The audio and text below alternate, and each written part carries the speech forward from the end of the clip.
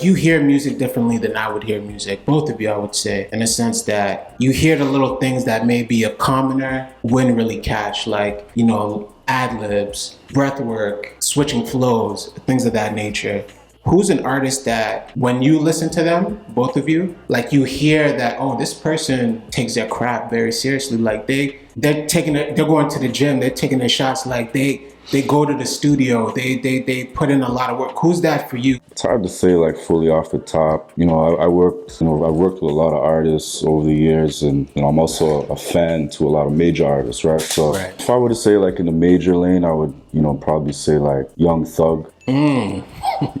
You know, growing up when he first dropped, it was really creative. Saying when he came out with his records, you know, there are a lot of, you know, higher energy type records that he was releasing. So at them times they were everywhere, and I kind of like gravitated to that type of, you know, Atlanta style of music. When I was younger, I was always, you know, into like Outkast. They were big for me from Atlanta. JD. You know what I mean? Like, you don't really hear his name a lot these days, but growing up, I was listening to Jermaine Dupri. I was listening to a lot of Jermaine Dupri growing up. The younger generation, you know, guys like AK Slim, Two Time, you know, Shubs, Jav the Rise, City Fidelia. You know, City Fidelia brings out the pain. You know, I've watched his growth over the years since a youngin'. Real quick on the Young Thug, was it difficult at first for you to embrace Young Thug? For me, it took me like, you know, it took me a little bit, then I embraced him fully, because I was hearing things, I was seeing there was a lot of tabloids. There was a lot of like him coming out in the dress on his album cover, all that type of stuff. You know, when it comes to the music industry, people gotta understand there's a lot of, you know, I don't know if this is the right word to use, but maybe, you know, gimmicks, you know what I'm saying, that happen. You know, I'm not saying every artist, you know,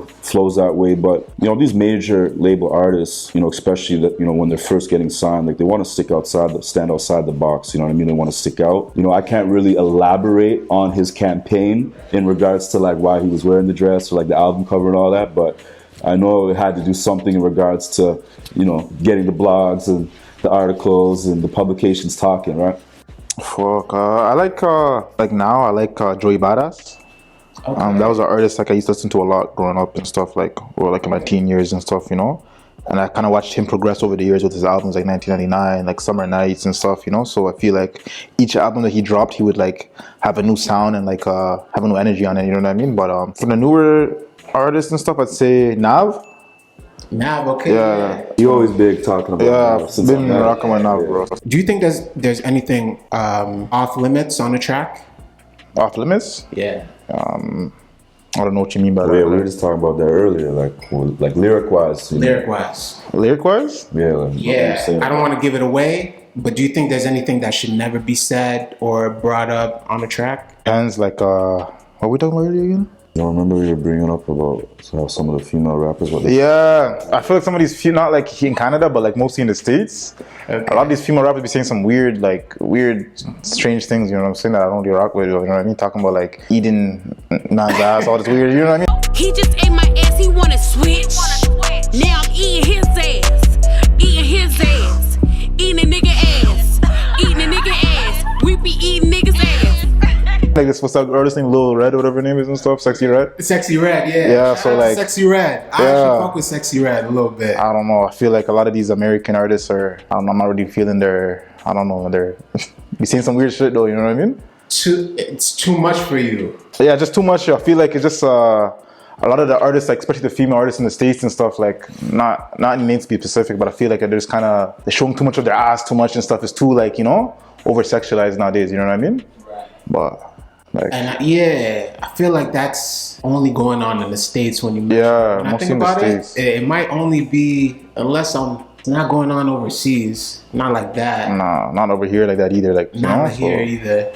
So I don't know, man. You know, but okay. Yeah. What was the first song that made you fall in love with music? Like the first song that made you realize, this is more than just, you know, ABCs. Elementary school pop music. I fuck with pop music, but you know, what was the first song that made you like, kind of hit you in a sense like, whoa, this is hitting my soul type shit. Like this is different. Like what was that song for you that made you fall in love with music? I remember when I was like young, like maybe like 4 or 5 years old or something, like 6 years old, I can't remember. But I was at my grandma's house and stuff, and then I was chilling in like my auntie used to live with my auntie's room and stuff, right? And they had like Much Music back in the day. They had the Crab Bucket by Chaos, it was played on Much Music. And I remember I was such a little kid, I seen the video and it tripped me out. It was like tripping me the hell out. It was like all these people looking like crabs and shit. It was like tripping me out and shit, you know? And then the fucking, yeah, that kind of like scared me. And then I remember years later, I was trying to find out what was that song that was like tripping me out back in the day, you know what I mean? So my mom had this album she showed me. It was called Joyful Rebellion by Chaos, and she used to play it in the car when I was a kid. So I feel like that was the first like album as a kid that kind of got me to love hip hop, and you know what I mean. That was the first album that got me into hip hop, and you know, so it's Chaos, Joyful Rebellion. I would say grade 5, grade 6. Honestly, I'm not even gonna throw out the year or date because I'm bad with dates too. Yeah, I'm bad with dates. But I remember my first CD was Puff Daddy and the Family. You know, all about the Benjamins with the Locks and Lil' Kim. That was probably like my favorite record. I used to play that record like almost busting the CD out the cassette player, you know what I'm saying? And I think that type of era, like the Mase, the Puff Daddy era, and like the tracksuits, and were probably like the first records that really got me like flowing into hip hop outside of like growing up in like a Jamaican household where my mom always played reggae from when I was a baby. Right. And yeah, I would say it would be Puff Daddy.